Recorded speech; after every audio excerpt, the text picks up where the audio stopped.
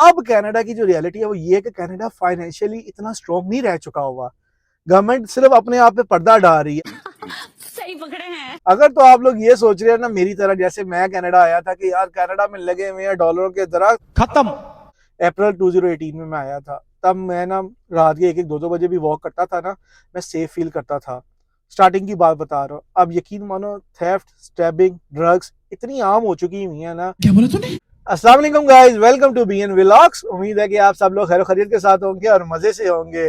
आज के व्लॉग का जो टॉपिक है ना गाइस, वो बड़ा जबरदस्त है। आज के व्लॉग में मैं डिस्कस करूंगा, is it worth to come to Canada in 2024। इस टाइम मौसम बड़ा खराब हुआ हुआ है, वरना मेरा था कि ये व्लॉग मैं बनाऊंगा बाहर, लेकिन जो सूरत हाल हुई है मौसम की, मैं आप लोगों को दिखाता हूँ कि अच्छी खासी पड़ रही है स्नो, और मैं कहता हूँ कि चलना हुआ है मुश्किल। मैं अगर बैठ गया हूँ गाड़ी में, चेक करें बाहर के वेदर की क्या सूरत हाल है। स्नो ही स्नो है। जिन लोगों ने तो टिकट परचेज कर ली है उन लोगों का ये व्लॉग इतना इंपॉर्टेंट नहीं है, लेकिन जो प्लानिंग कर रहे हैं ना आने की, शायद उनके लिए व्लॉग काफी इंपॉर्टेंट हो सकता है। इस टाइम इन्फ्लेशन इतनी ज्यादा हो चुकी हुई है ना कनाडा के अंदर कि जॉब मिलना नामुमकिन हो चुका हुआ है। पार्ट टाइम जॉब तो स्टूडेंट से कॉल करके पूछे कि क्या सूरत हाल है, वो आपको बताएंगे। 3-3 4-4 महीने हो चुके हैं स्टूडेंट्स को पार्ट टाइम जॉब ढूंढते हुए, उनको नहीं मिल रही। एक एक जॉब के पीछे 30-40 स्टूडेंट्स हैं। ओनर क्या कर रहे हैं, ट्रायल पे रख रहे हैं, ट्रायल के पैसे भी नहीं दे रहे, और जो स्टूडेंट उनको अच्छा लग रहा है उसको रख रहे हैं और बाकियों की करा रहे हैं छुट्टी। और इसके साथ साथ ग्रोसरी की प्राइसेस इतनी ज्यादा हो चुकी हुई हैं कि आप लोग सोच नहीं सकते। पहले जो ग्रोसरी होती थी बाई वीकली की 400 की, 400-450 की, अब वो चली गई है 700, 750, 800 पे चली गई है। गैस की प्राइसेस बढ़ गई हैं। रेंट रेंट के बारे में तो ना आप लोगों से जरा पूछ के देखिए जो नए नए शिफ्ट हो रहे हैं। जीटीए में जो 2 बेडरूम का रेंट चल रहा है वो इस टाइम चल रहा है $3000, लेकिन किचन वाटर रूम में 2000-2500 तक मिल जाता है। तो ओवरऑल अगर बात करें ना एक्सपेंसेस की, तो कनाडा में एक्सपेंसेस इतने ज्यादा है ना कि आप लोग ना, जिसे कहते हैं ना, सिर्फ सुहाने ख्वाब देख रहे हैं। अगर आते साथ ही आप लोग, जिसे कहते हैं बेसिक वेज में आप लोग लगते हैं जो 16 समथिंग है, तो आप ये सिर्फ सोच लें कि आप सिर्फ सरवाइव ही कर सकेंगे। वो भी तब जब आप दोनों हस्बैंड वाइफ अगर फैमिली के साथ आ रहे हैं तो जॉब कर रहे हैं, फिर जाके आप अपनी लाइफ गुजार सकते हैं। लेकिन सेविंग वगैरह का ना तसव्वुर भी नहीं कर सकते आप स्टार्टिंग में, क्योंकि इतना, जिसे कहते हैं ना, कि ये सिनेरियो जो कनाडा के बारे में फैला दिया गया है कि यार कनाडा की लाइफ चिल है, यहाँ पर आप आकर हर किस्म की गाड़ियां ले सकते हैं, प्लान्स ले सकते हैं, हर किस्म का फोन ले सकते हैं। ये चीजें आप ले तो सकते हैं, लेकिन लेने के बाद आप फिर फंस जाते हैं। जैसे स्टूडेंट्स हैं, यहाँ आते साथ क्या करते हैं, रेंगुलर जीप निकलवा लेते हैं, डोज डोज की गाड़ियां निकलवा लेते हैं, मस्टैंग निकलवा लेते हैं। वो कहते हैं कि बस यार हमने तो अपनी चिल लाइफ गुजारनी है। लेकिन उनको जब उनकी गाड़ियों की पेमेंट करनी होती है मंथली बाय वीकली, तो उसके लिए उनको डबल डबल शिफ्टें करनी पड़ती हैं, नींदें जिसे कहते हैं ना हराम करनी पड़ती हैं, साथ साथ स्टडी पे भी फोकस करना पड़ता है। आते साथ बंदा कहता है, आते साथ घर तो कम लोग लेते हैं, शुरू में बंदा रेंट पे रहता है, जब कुछ अर्से बाद लोग घर ले लेते हैं। बहुत बुरे लग रहे, तौबा तौबा। इस टाइम इंटरेस्ट रेट जो है बड़ा अच्छा खासा हो चुका हुआ है। यकीन माने लोग मजबूर हो गए हैं घर सेल करने में। वो कहते हैं यार अब फड़ो साडे घर, असी रेंट से जाना सानू मंजूर है गया, असी नहीं मॉर्गेज पे करनी, क्योंकि वेरिएबल मॉर्गेज में बढ़ती रहती है मॉर्गेज, जिसकी वजह से मैं कहता हूँ हस्बैंड वाइफ और जो बच्चे हैं वो, मैं कहता हूँ वो भी काम कर रहे होते हैं साथ साथ मॉर्गेज उतारने के लिए। इतने बुरे हालात चल रहे हैं कनाडा के। और अगर बात की जाए, अगर तो आप ये समझ के कनाडा में आ रहे हो ना कि यार कनाडा एक सेफिएस्ट कंट्री इन द वर्ल्ड है, यकीन मानो जब मैं 2018 में कनाडा में आया था ना, मुझे कनाडा आए हुए 5 साल से ज्यादा हो चुके हैं। अप्रैल 2018 में मैं आया था, तब मैं ना रात के 1-1 2-2 बजे भी वॉक करता था ना, मैं सेफ फील करता था। स्टार्टिंग की बात बता रहा हूँ। अब यकीन मानो थेफ्ट, स्टैबिंग, ड्रग्स इतनी आम हो चुकी हुई है ना कि आप लोगों की सोच वहां तक नहीं जाती। रात को कभी जब मेरी नाइट शिफ्ट होती है, रात को कभी जब मैं वापस आता हूँ 3-3:30-4 बजे, जब मैं ये पार्किंग से लेके अपार्टमेंट बिल्डिंग तक जाने तक ना, मैं डर डर के जाता हूँ, क्योंकि स्टैबिंग इतनी ज्यादा हो चुकी हुई है ना, रेसिज्म इतना ज्यादा हो चुका हुआ है ना कि जिसकी कोई हद नहीं।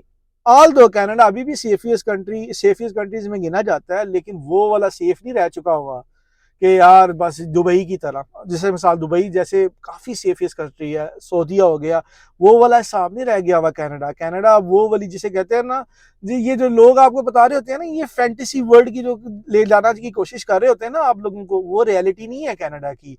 अगर आप ओवरऑल अगर बात करो, तो यहाँ पर जो इनकम आप कमाते हो उस पर आपको अच्छा खासा टैक्स भी पे करना पड़ता है। दो किस्म के टैक्स होते हैं, एक जीएसटी होता है और एक इनकम में आपको इनकम टैक्स पे करना पड़ता है। जीएसटी यानी मिसाल के तौर पर आप कोई भी चीज़ परचेज कर रहे हो, जैसे आपने कपड़े परचेज कर लिए, शूज़ परचेज कर लिए, उसके ऊपर 13% आपने टैक्स देना है। इसके अलावा आप जो अर्न कर रहे हैं, किसी अगर फैक्ट्री जॉब कर रहे हैं या किसी रेस्टोरेंट में है, जो आपकी इनकम है उसके ऊपर भी आपको टैक्स देना पड़ता है। तो आपके हिस्से जो, अगर आप मिसाल के तौर पे $2000 कमा रहे हैं ना, एट द एंड आपके हिस्से में 1500 ही या 1400 ही आना है। और अगर बात की जाए ना, जो $1-1 लाख कमा रहे हैं, जो कि अच्छी इनकम समझा जाती है कनाडा की, उनके हिस्से में जो एट द एंड आता है वो 70,000 ही आता है। 30,000 पे तकरीबन टैक्स निकल जाता है। तो अगर आप ये सोच रहे हैं ना कि यार टैक्स होगा, देखी जाएगी, टैक्स दे देंगे, तो कहना बड़ा आसान होता है, जब टैक्स निकलता है ना तब पता चलता है। और एक सोच हमारी ये भी है यार कनाडा के बारे में कि यार यहाँ पर तो मेडिकल तो है फ्री, यहाँ पे एजुकेशन भी फ्री। यार मैं कहता हूँ इतना गंदा मेडिकल है ना यहाँ पर। मेडिकल गंदा होने की वजह क्यों है? अगर तो आप बीमार हो गए हो ना और आप किसी इमरजेंसी में चले गए हो, आपको रोल के रख देते हैं। 5-5 6-6 घंटे आपको सिर्फ वेट करना पड़ता है। बेसिक का चेकअप आपका कर लेते हैं, आधे आधे घंटे में या पौने घंटे में कर लेते हैं।